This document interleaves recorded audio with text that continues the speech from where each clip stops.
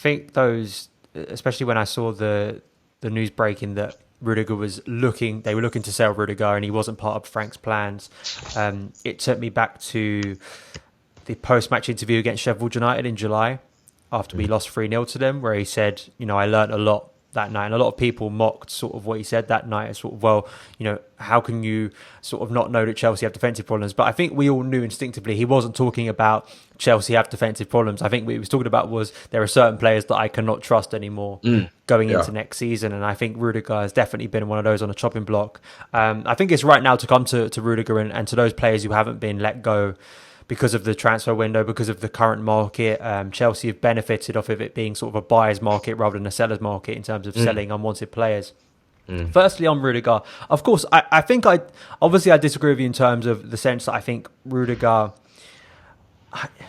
the injury will be the defining moment of his Chelsea career, because, and maybe you disagree with this, I think that his Chelsea career was going very much in an upwards trajectory, and then he got that injury, got re-injured after he came back, and then was, at least to me, never the same player. Can you understand it, or do you disagree that Rudiger was just really never good enough for Chelsea in the first place?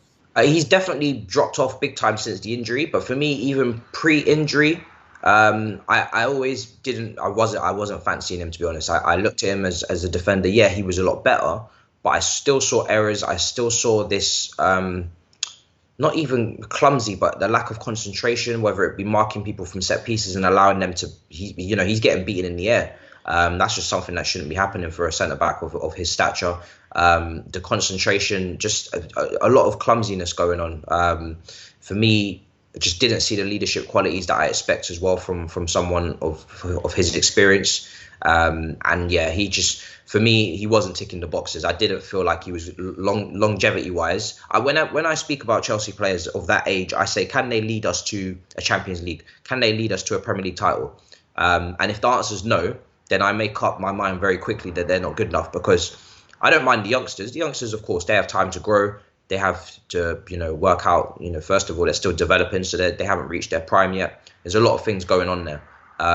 But for the experienced players, 26, 27, 28 upwards, if you're not capable of winning us a Prem or leading us to a Prem as a leading centre-back, and you need someone to come and slot. The thing is with Rudiger is I felt like he needed someone to slot in alongside him to make him better.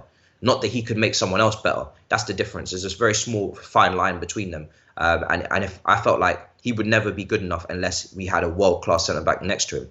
And, truth be told, there's more potential for me in Zuma, in Christensen, in Tomori, in some of the other players coming in. Ampadu's coming up through. Sarr's just been signed. So there's a lot of potential there. If you're going to have a player that needs a leading centre-back next to them, well, then you may as well make the player next to them younger. Someone who's got the potential to learn more. Because for me, Rudiger's reached his prime. He's reached his ceiling. So that never made any sense to me. As the most experienced player, you shouldn't need the defender next to you. You should be that defender. You should be the guy that we look to in times of insecurity in the back line. So I was never really sold on him, to be honest. And yeah, I have that rule in my head that if you're in your prime and you're not a bench player and you're not good enough, then you should be leaving. That's how I try and keep the standards in my head up. I couldn't see him leading us to a Champions League at all as the main guy. I think individually he had some, especially in his first season. I remember that being, under Conte, that being quite a difficult season. But I remember him impressing me from the start. To be honest, I just felt he was quite an imposing figure. I do agree with you that I don't think he was ever going to be that world-class commanding defender. I think in my head, I always saw him as a player that could slot into one of our best back fours and could excel in that position. I think the issue was, I think it was varying factors last season. Him, coming back from injury quite late, Lampard shifting that back four a lot of the time.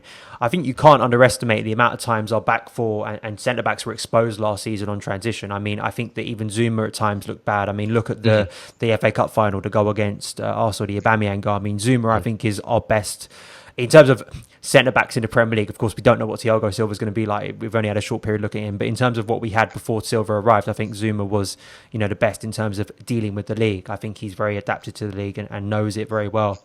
And when you're constantly having your defenders exposed like that over and over again, it's always, if it becomes a 50-50 thing where defenders have to make rush decisions to try and prevent us conceding a goal, I think that's going to make them look bad. But I do agree with you. I think once Lampard's made that swift decision, whatever my personal opinions on Rudiger are, I think you have to commit to that. The question I would ask you is even though it may only be a couple months till January, do you worry about how Rudiger being an outcast as a senior player and apparently being quite popular in the dressing room, do you think that could have a negative impact on sort of the squad morale or the squad sort of, the communication between Lampard? I do worry, definitely, because it's not even just Rudiger. We've got quite a lot of players that we weren't able to ship out in terms of sales that we clearly wanted to. And I think the two that we did get out on loan, Barkley and Loftus-Cheek, I'm happy for them that they've gone. They needed to go. It's a little bit more sad for Loftus-Cheek for me because I saw how good he was with Sarri and Hazard, and I think that's the best of Loftus-Cheek we can get. And I think if we get that Loftus-Cheek, he's one of the best players in the Premier League. But unfortunately, that's just Chelsea fans singing into an echo chamber because no one else has seen enough of that for us to even really come to the court with evidence on that one. Do you know what I mean? That's just our own self-belief in what we've seen from Loftus-Cheek through the youth days and coming into the first team, and what we've seen at Palace as well on the loan. But it's funny because those two players, Barkley and Loftus-Cheek, would have given us the least trouble in the dressing room. The two English lads probably would have given you the less problems, because I think Barkley is very much used to being a backup player anyway. He's more than comfortable with that role, I think, and I think he's got that. He's understood that. And Loftus-Cheek, look, he's a Chelsea fan at the end of the day. I don't think he's going to cause Lampard issues if he's in the squad. And I think, I still have confidence that Loftus-Cheek can break in and get a good amount of minutes. It's all about fitness for me because the ability's there. And it was disappointing to see him play again out of position. I think it was in the first game he played in like the wing or played in the 10. And for me, it's very clear that he's box to box number 8.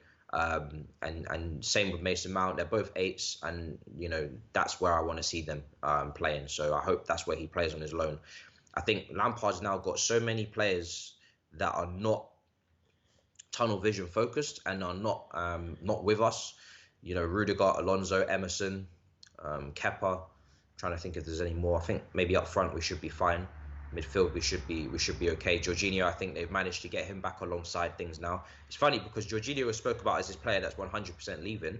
But when you buy off the ball runners like Pulisic, Werner, Kai is even very good in the spaces, you need someone to pick them out. And for me, Jorginho is the only player in that midfield that ever picks their head up and actually looks to spot a pass. So he's probably more important than people gave him credit for, even though he doesn't suit the system. And I say system because I still don't know what our system is, because we was all hung up on attacking 8s at the end of last season in post lockdown, and that's been completely binned. And Lampard is changing things very quickly before our eyes. So I can't say that there's a system until I see 10 games straight with the same formation like we saw under Conte. Conte had a system, Sarri had a system. I can't say that with Lampard at all. I'm not even going to throw my hat on the 4-2-3-1 formation until I see it consistently, because he's very prone to changing things. Even Declan Rice, originally he wanted him for a centre-back position. Then it changed to DM, and obviously Silva came in. So, Lampard is changing his mind very quickly, very often.